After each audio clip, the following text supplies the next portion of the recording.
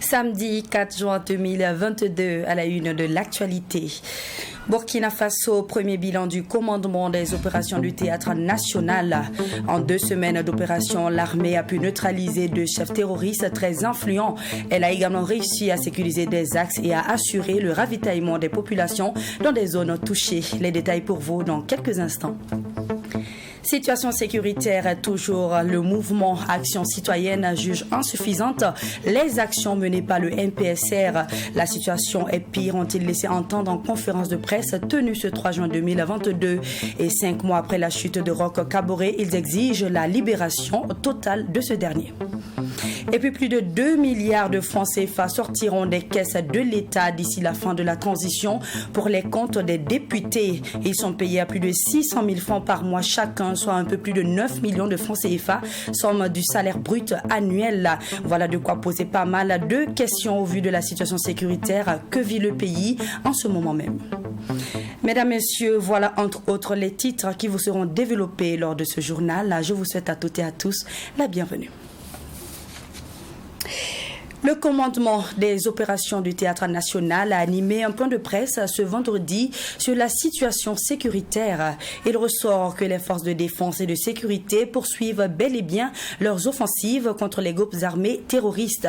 À noter que malgré certains incidents qui ont pu causer des pertes en vie humaine, force est de constater que ces derniers gagnent du terrain.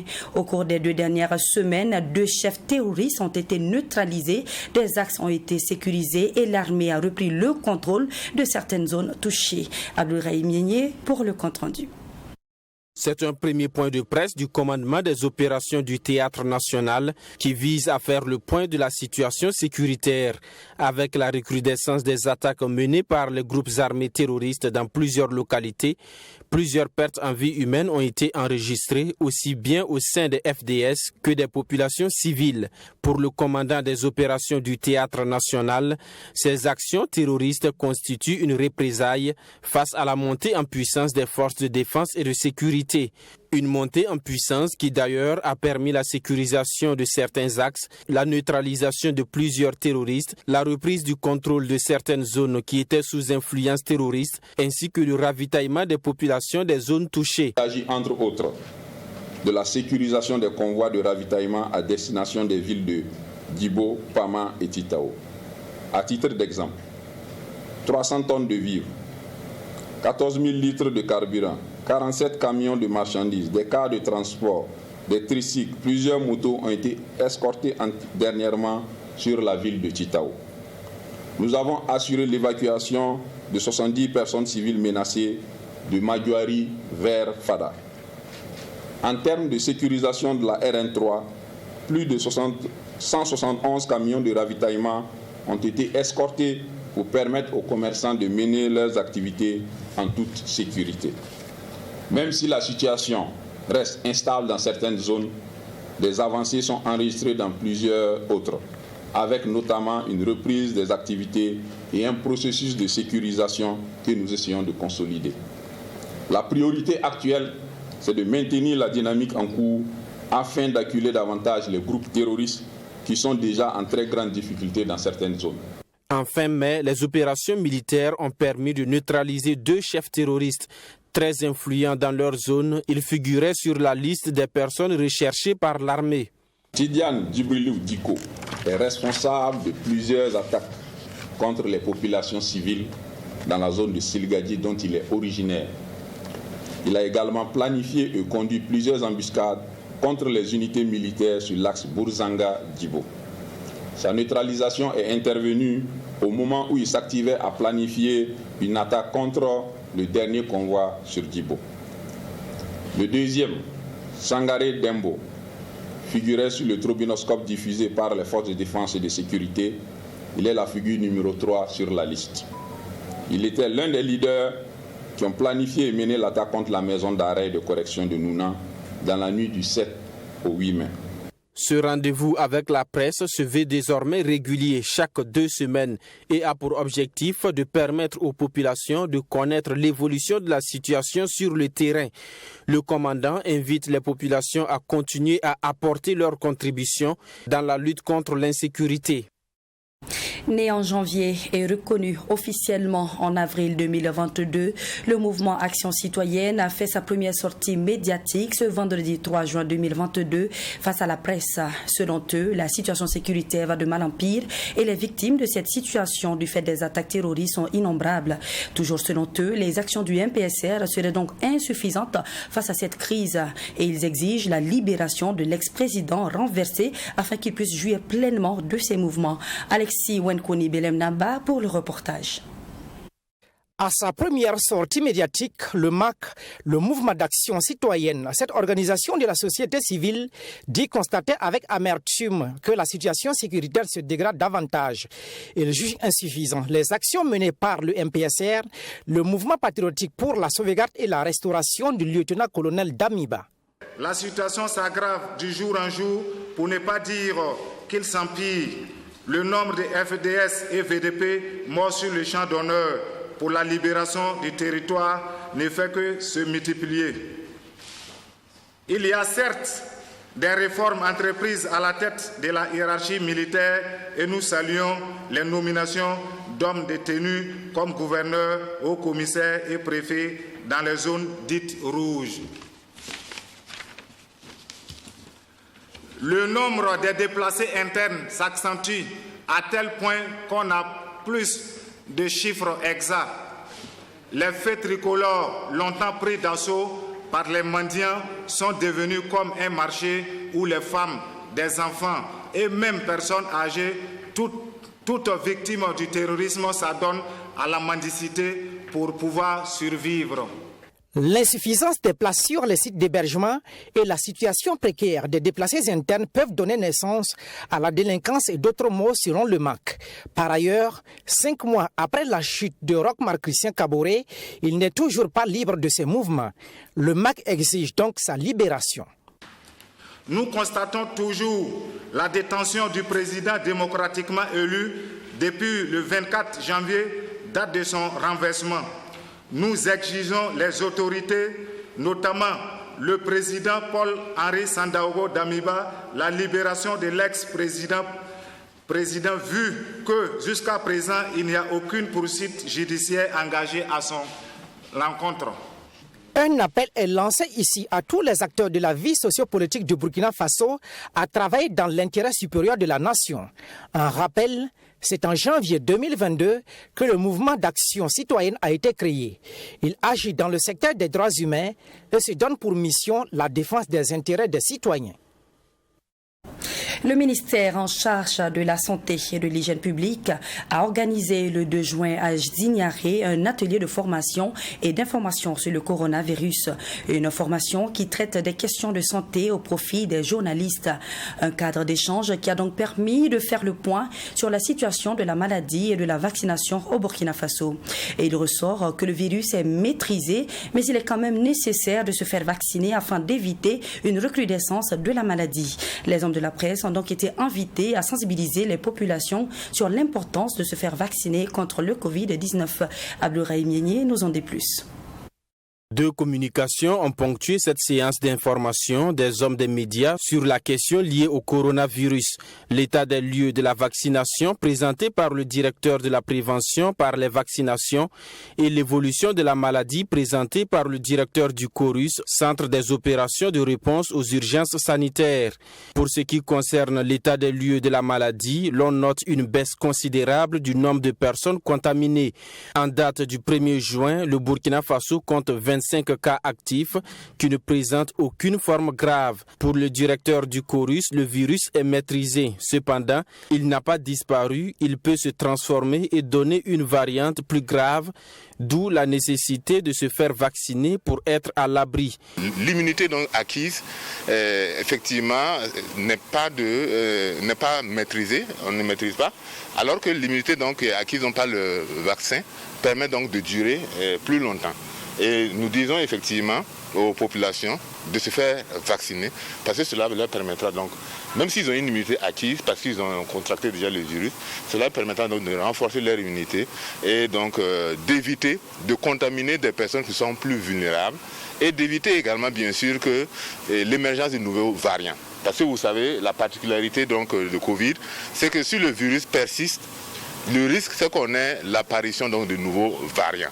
Et ces nouveaux variants peuvent avoir donc un caractère donc plus virulent et permettre donc de relancer donc la pandémie. Les participants qui sont appelés à sensibiliser les populations sur l'importance de la vaccination contre le Covid-19 disent avoir pris bonne note. On va maintenant quitter de l'épidémie à l'endémie. Et si on n'est pas vacciné, ça veut dire qu'on n'est pas sorti de l'auberge. Ce virus peut encore se muter et nous le tomber encore plus virulent. Donc nous sommes conscients que nous devons encore continuer la sensibilisation auprès des masses pour que nous adhérions tous à la vaccination afin de tourner le dos à cette terrible maladie. À la date du 25 mai 2022, 2 551 412 personnes ont été vaccinées, soit un taux de 7% de la population. L'ambition du ministère de la Santé est d'atteindre 70% pour avoir une immunité collective. C'est pourquoi le directeur de la prévention par les vaccinations a annoncé une campagne de vaccination dans les jours à venir. Le gouvernement burkinabé a organisé une cérémonie d'hommage en l'honneur du champion Francis Kéré, lauréat du prix Pritzker 2022, prix Nobel de l'architecture. Ce 2 juin 2022, il a donc reçu les honneurs de la nation burkinabé qui a célébré son mérite. Et à l'issue de la dite cérémonie, il a été fait ambassadeur de bonne volonté du Burkina Faso pour la protection et la valorisation du patrimoine culturel par le ministre de la Communication, de la Culture, des Arts et du Tourisme. Plus de détails dans ce reportage de Annie Gladisda par la voix de Wenlasida Kaboré. C'est dans une ambiance bon enfant que s'est tenue cette cérémonie d'hommage à Diébedo Francis Kéré. Après avoir été fait commandeur de l'ordre de l'étalon par le président du Faso Paul-Henri Sandaogo Damiba, le détenteur de la plus haute distinction dans le domaine de l'architecture, le prix Pritzker, considéré comme le prix Nobel de l'architecture, a reçu un vibrant hommage de la nation. Diébedo Francis Kéré est ici honoré non seulement pour sa bravoure, son abnégation, mais aussi et surtout pour son savoir-faire. Cette cérémonie d'hommage à l'honneur de ce héros national, classé parmi les 100 personnalités les plus influentes du monde, est à mettre à l'actif du ministère de la Communication, de la Culture, des Arts et du Tourisme en collaboration avec le ministère de l'Urbanisme, des Affaires foncières et de l'Habitat.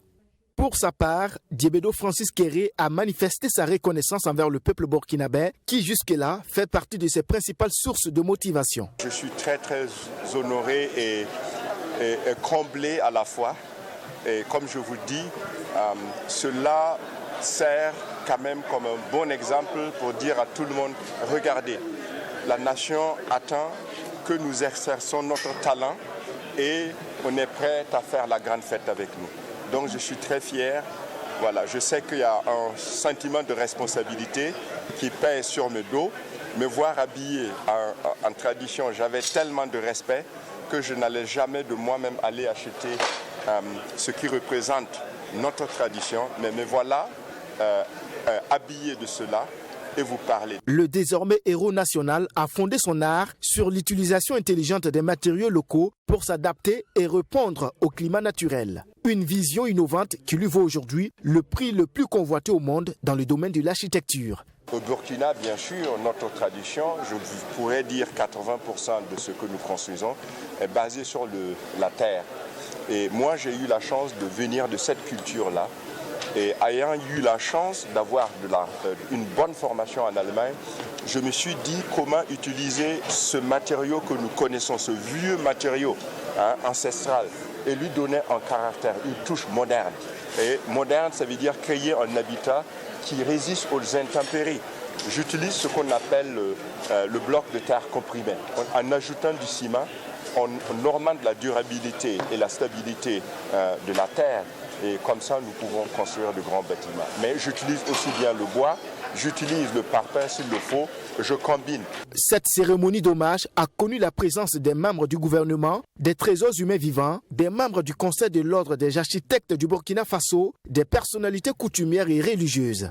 Soirée au cours de laquelle Diébedo Francis Kéré a été élevé au rang d'ambassadeur de bonne volonté du Burkina Faso pour la protection et la valorisation du patrimoine culturel. À l'occasion, un boubou traditionnel, un chapeau de saponné et une canne lui ont été offerts dans l'optique qu'il fasse rayonner et valoriser le label Burkina Faso à travers le monde.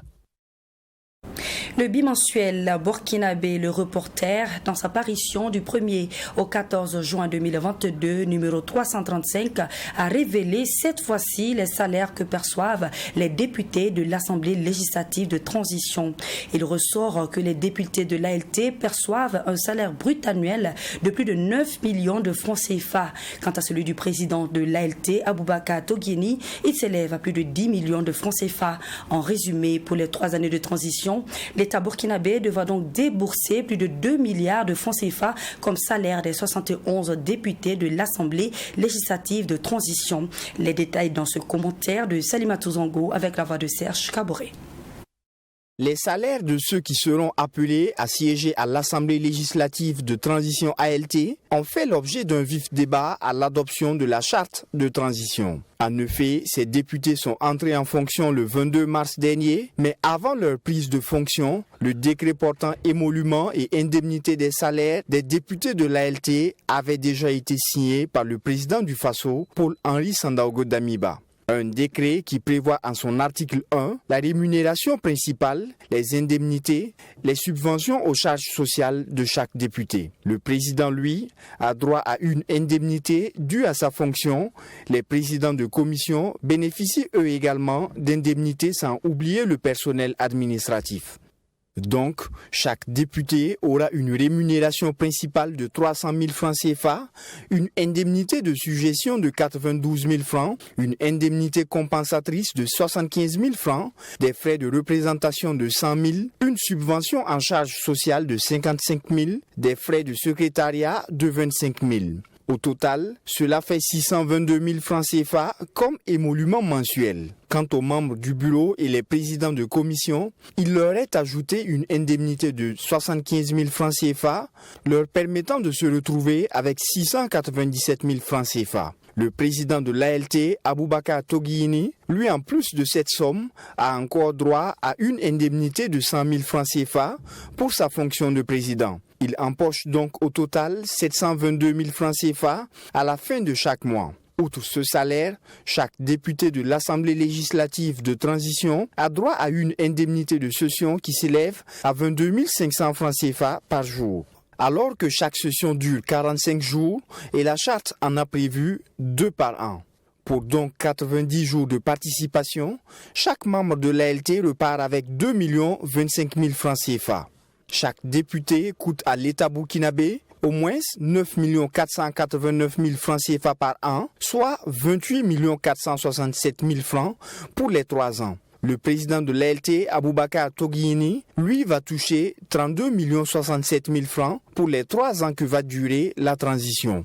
Pendant que le gouvernement demande à la population de serrer la ceinture face à la crise sécuritaire, l'État burkinabé devra débourser au moins 2 24 757 000 francs CFA comme salaire des 71 députés de l'Assemblée législative de la transition durant ces 3 années. Et puis le secteur minier industriel au Burkina Faso également touché par la crise sécuritaire. Certaines mines, dont la plus récente qui est Somita, société minière de Tapako, a dû suspendre ses activités. Des cessations d'activités qui impactent fortement sur le budget de l'État. Pour justement mesurer l'ampleur de la perte financière due à la fermeture de ces mines, nous avons donc rencontré pour vous le directeur des programmes de l'ONG Orcade et Abdoulaye Tao, directeur de publication du journal L'Économiste du Faso. Michael Tougri pour le reportage. En 2019, les mines ont payé à l'État burkinabé plus de 160 milliards de francs CFA. Des revenus nets générés par le secteur minier industriel passent en 2020 à plus de 237 milliards de francs CFA. En 2022, l'État pourrait tirer des mines plus de 400 milliards de francs CFA. Des chiffres ici rapportés par Jonas Yen, directeur des programmes de l'Organisation pour le renforcement des capacités de développement ORCAD. Une manne financière qui pourrait connaître une baisse au regard de la situation actuelle du secteur minier marqué par la suspension des activités ou la fermeture de certaines mines. C'est le cas par exemple de la mine de Inata qui a mis la clé sous le paillasson en raison de la situation sécuritaire. Les chiffres que je viens de vous donner, c'est sûr que quand on va finaliser les données de 2021 ou 2022, vous allez vous rendre compte qu'il peut y avoir une baisse. S'il n'y a pas une autre mine qui est entrée en production entre-temps et qui a fait de bons chiffres d'affaires. Donc ça peut baisser, comme ça peut aussi être à la hausse. De Youga a fermé pour des raisons de sécurité et ça c'est pour les sites du groupe Avesero, ils avaient 3 sites qui sont en train de fermer pour des raisons de sécurité. Taparco vient de fermer pour des questions de sécurité. En 2020 on était à 62 tonnes. Si on enlève la production annuelle de ces 2 mines, ça veut dire qu'en 2021 ou en 2022, surtout en 2022, on sera en deçà, sauf si les autres mines augmentent leur production pour essayer d'équilibrer. Si les années antérieures, cette manne financière a pu être obtenue et fait des mines un secteur stratégique en termes de recettes pour l'État, les prévisions de 2022 pourraient être difficiles à atteindre. Et cela du fait de la suspension des activités de certaines mines. La dernière en date, celle de la société minière de Taparco, Somita. La raison principale, la question sécuritaire. Une suspension de ces activités qui pourrait engendrer un manque à gagner pour le budget de l'État. Le poids en eau, c'est-à-dire le tonnage, va probablement diminuer. Et s'il diminue, il y aura forcément une incidence sur les recettes directes pour l'État. Tout dépend aussi de l'évolution de l'once d'or. C'est-à-dire qu'on peut avoir peut-être une production nationale en baisse, mais si l'once d'or continue sa tendance très haussière, on peut compenser en termes de recettes directes. Nous perdons beaucoup de choses parce qu'il y a beaucoup de lignes, il y a beaucoup de flux, ce qu'on appelle les flux de paiement, les différentes taxes, les différents impôts que les mines paient, que celles qui ont fermé ou qui ont suspendu leurs activités ne pourront plus payer. Donc ça veut dire quelque part forcément il y a une diminution des recettes de l'État. Une perte qui aura forcément un impact sur l'économie nationale. Toutefois, cela pourrait être compensé à travers des mécanismes de perception sur d'autres secteurs d'activité. La vision sera en ce moment de demander l'accompagnement des populations en augmentant les taxes douanières et impôts, à en croire Abdoulaye Tao, directeur de publication du journal L'économiste du Faso. Pour Jonas Yen, il faut assurément d'autres sources de recettes pour combler le manque à gagner. Mais il faut aussi de la part des dirigeants une culture de bonne gouvernance. On pourrait penser par exemple qu'avec l'augmentation du prix de l'essence, ça fera de l'argent supplémentaire. L'État pourrait aussi explorer d'autres niveaux. Quand vous êtes face à des situations pareilles et que le citoyen se rend compte que la gouvernance est bonne, la gestion des ressources de l'État est bonne, quand on est face à des difficultés pareilles, et que l'État s'engage à chercher l'argent ailleurs, les citoyens l'accompagnent le plus facilement possible. On peut améliorer par exemple la perception des autres types d'impôts et de taxes, notamment la TVA, les impôts sur la fortune, etc., les différents types d'impôts et de taxes. On peut améliorer par exemple les impôts au niveau de la douane, enfin les impôts et taxes au niveau des droits de douane. On peut améliorer pour essayer de compenser. C'est possible. Mais en attendant, il faudra trouver une réponse durable à cette question d'insécurité qui impacte négativement sur l'activité minière au Burkina Faso. Pour Abdoulaye Tao et Jonas Yen, l'État burkinabé et les sociétés minières doivent conjuguer les efforts pour la sécurisation des mines. À cet effet, le président du Faso a reçu une délégation de la Chambre des mines du Burkina Faso au palais de Kossia pour évoquer la préoccupation. C'était le 12 avril dernier. Et puis 10 entreprises formatrices des jeunes dans divers domaines de programmes se sont vues récompensées ce 2 juin 2022 par le programme d'appui à la formation professionnelle et à l'apprentissage.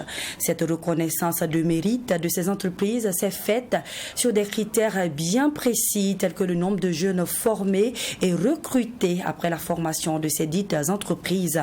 À noter que cette cérémonie de remise d'attestation a été faite lors de la rencontre des patrons burkinabés les 2 et 3 juin 2022 à Ouagadougou. Yacinthe Sawadgo pour le reportage. Après le travail bien fait, l'heure est à la récompense. Au total, 10 sur 359 entreprises formatrices des jeunes par le programme d'appui à la formation professionnelle et à l'apprentissage ont vu leur mérite récompensé ce 2 juin. Ces jeunes ont été formés dans 2 grands domaines. Le premier concerne l'agriculture, l'élevage et l'environnement. Et le second prend en compte les métiers émergents tels le BTP, les mines, la transformation des produits agroalimentaires, l'artisanat et les métiers du froid et de la climatisation. Et c'est entre 9, 6 et 3 mois que les entreprises ont pris pour faire ces renforcements de compétences au profit des jeunes. Les entreprises qui participent au processus de formation méritent véritablement que leurs efforts soient reconnus pour plusieurs raisons. D'abord, ce sont des entreprises qui cotisent et qui financent le budget de l'État à travers plusieurs taxes, notamment la taxe d'apprentissage. Et en plus donc de cette taxe d'apprentissage qui devait leur revenir pour le renforcement des capacités des travailleurs, elles font des efforts au-delà de ce qui est cotisé pour cette taxe, de former et de travailler, en tout cas à renforcer les capacités des travailleurs. Madame Congo des Aclanges Énergie Sarl et Monsieur Bayala, artisan chocolatier burkinabé, sont tous 2 chefs d'entreprise récompensés à cette cérémonie. Ils n'ont que des mots de satisfaction pour cette reconnaissance. Je suis émue de recevoir cette attestation, mais c'est surtout le fait de pouvoir transférer mes connaissances à mes pairs, aux stagiaires, qui me fait davantage plaisir. Parce qu'ici, on dit que sans développement et sans formation, pas de développement. Donc, le fait de pouvoir former ces jeunes-là, ça rassure davantage l'avenir du Burkina Faso. C'est une grande joie qui m'anime actuellement parce que cela prouve que le travail que nous avions abattu est un travail bien fait. Cela prouve que notre savoir-faire dans le domaine des métiers de bouche a eu une satisfaction au niveau des autorités du pays. Je crois que c'est l'occasion pour beaucoup de jeunes qui avaient regardé ce métier comme étant un métier sans valeur, de comprendre qu'aujourd'hui on peut bien vivre de cet art et vivre aisément. Rappelons que ce transfert des compétences a été possible grâce au programme PAFPA Dual et l'implication des différentes entreprises. Les jeunes ayant bénéficié de cette formation ont seulement déboursé 8% du coût total de la formation. Voilà, on dit le plus souvent que ceux qui se taisent le plus disent plus de choses que ceux qui parlent tout le temps. Sachez, mesdames, messieurs, que le silence est le sanctuaire de la prudence. Voilà qui met fin à cette édition de la mi-journée. Je vous remercie de votre constante fidélité à l'endroit de nos programmes. Rendez-vous la semaine prochaine, Dieu voulant, pour de nouvelles éditions.